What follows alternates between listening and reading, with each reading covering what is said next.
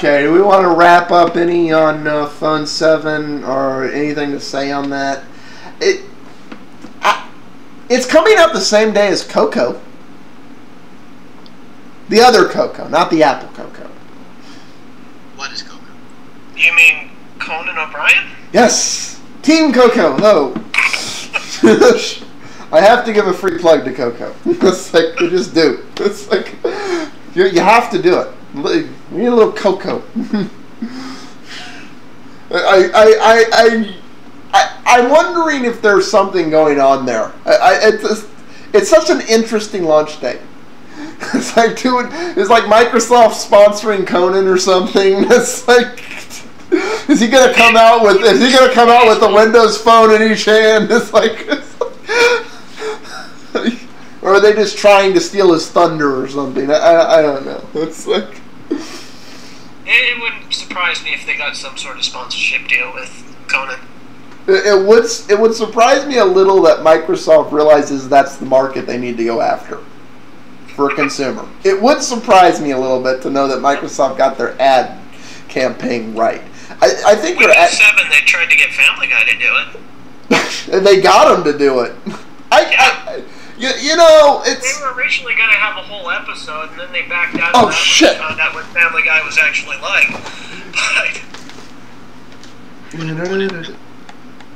But they did get some Family Guy sponsorship. They got a lot of sponsorship with that, actually. I'm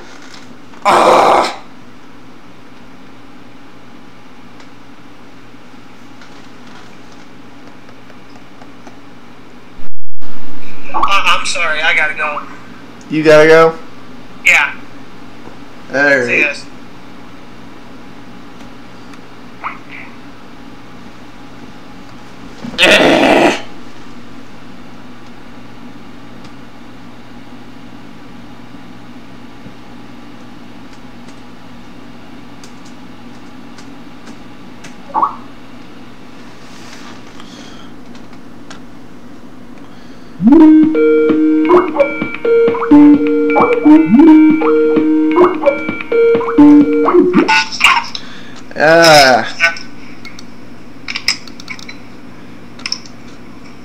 What happened?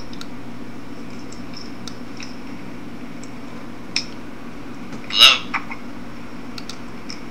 Okay, that's... Apologize for that all. That's like, I forgot to plug in the battery. So that battery went resiste. It like popped up a warning going, oh, by the way, the computer's about to die. And I'm like running to plug it in before it does, and it didn't. So the computer started to turn itself off to save itself, and we lost James. And while that was going on, Leo had to go run. So we now have no Leo. Oh well.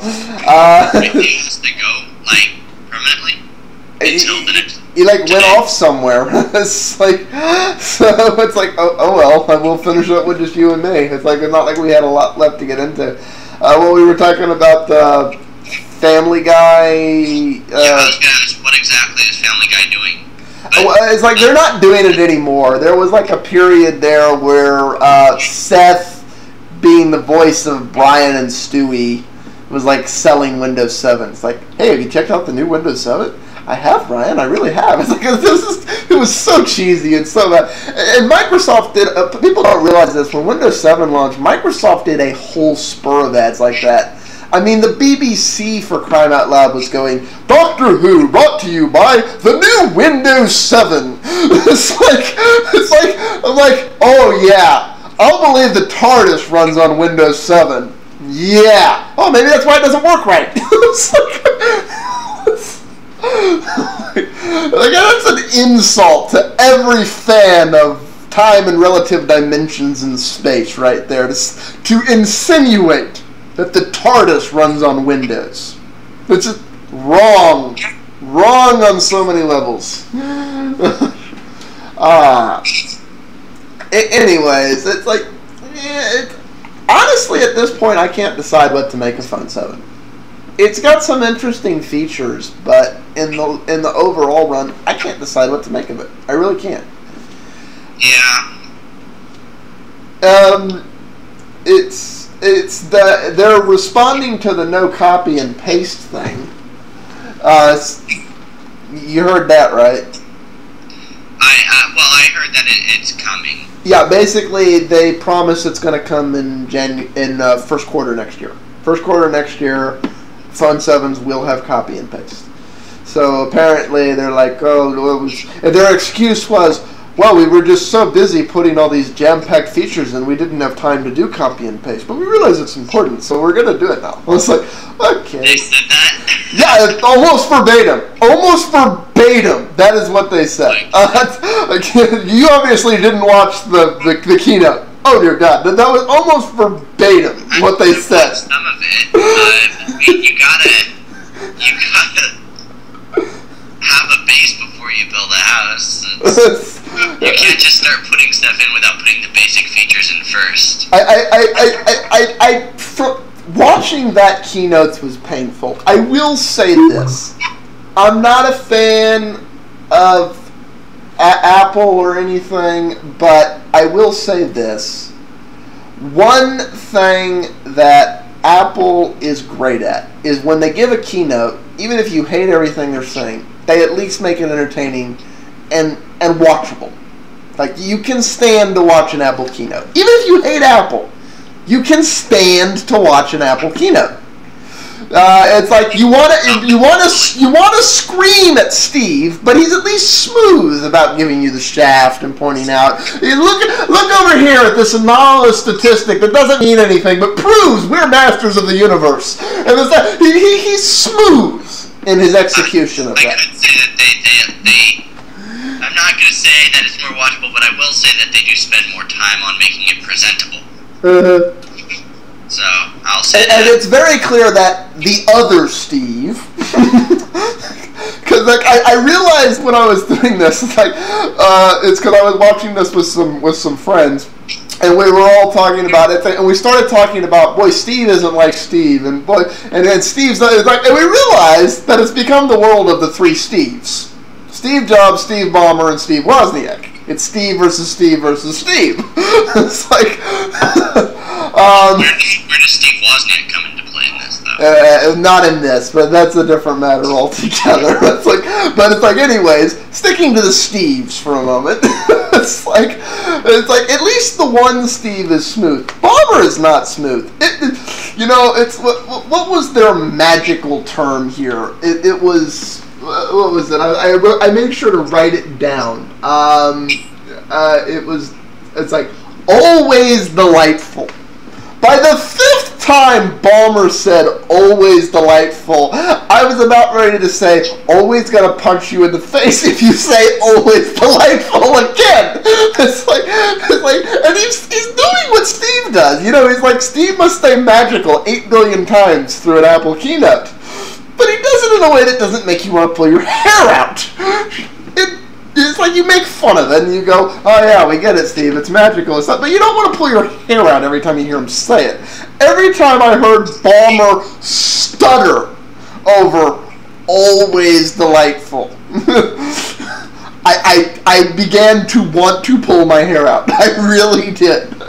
Apparently it didn't bug you as much as it bugged me. It's like...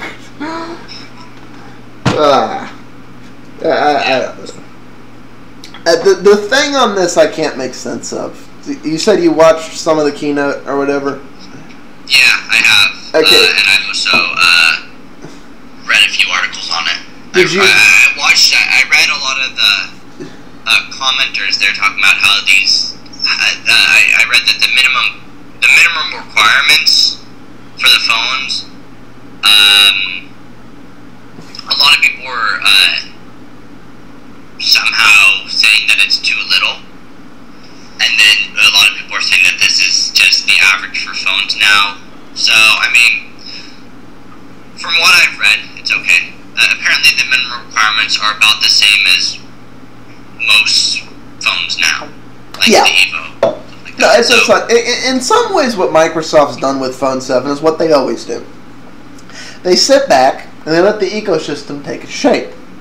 And then they figure out, okay, how do we fit into this ecosystem and how do we fill a niche that others aren't quite filling right?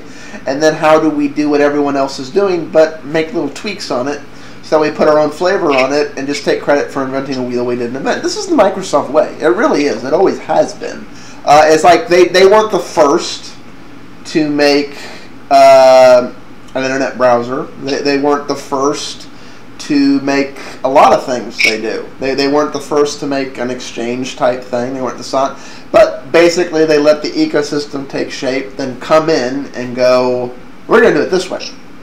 And we're just going to kind of do this. So it's like, and that's a strategy that works well. Basically they let other people spend millions, if not billions of dollars doing development and experimenting and losing money and figuring out the shape of things. And then Microsoft comes in at a tenth of the price, goes, hey, look, we've learned from everyone else's mistakes. And I can't decide if they've done that with Phone 7 or not. There are some things about Phone 7 that I see being a problem if things happen, but they aren't a problem right now.